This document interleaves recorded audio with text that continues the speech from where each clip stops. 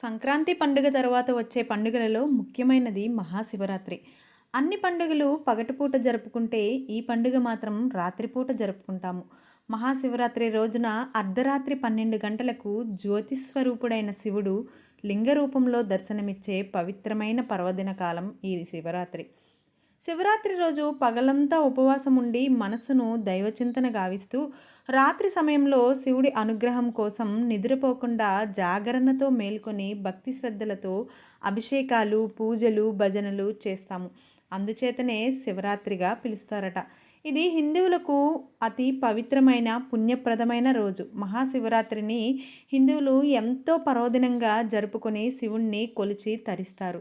మహాశివరాత్రి రోజు ముఖ్యంగా 3 నియమాలు పాటించాలంట.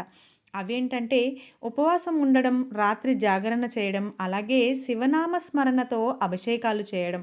శివుడు లింగోద్భవమూర్తిగా అవతరించడానికి ఒక పురాణ కథ ఉందట.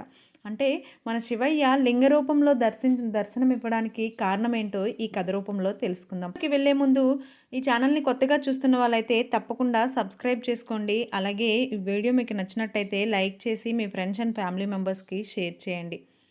ఒకానొక రోజు బ్రహ్మ విష్ణువుల మధ్య మాటా పెరిగి వారిరువురిలో ఎవరు గొప్ప అని తేల్చుకోవాలనుకున్నారు. ఆ విషయంలో సంయోగ్యత పొందక వాదన తారాస్థాయికి చేరింది.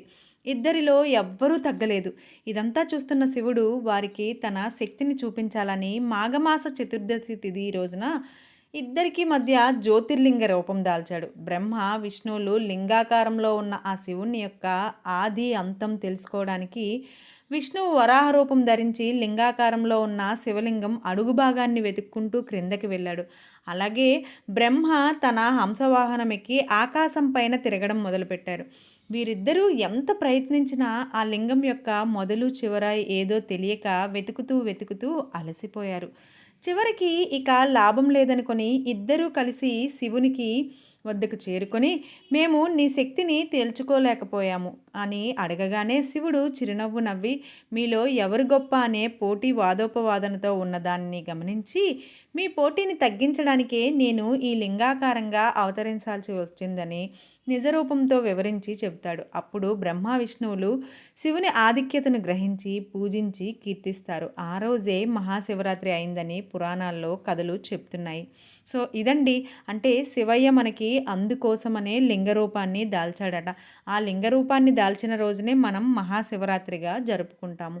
ఈ వీడియో మీకు నచ్చిందని అనుకుంటున్నాను. నచ్చితే లైక్ చేయండి, అలాగే మీ ఫ్రెండ్స్ అండ్ ఫ్యామిలీ మెంబర్స్కి షేర్ చేయండి.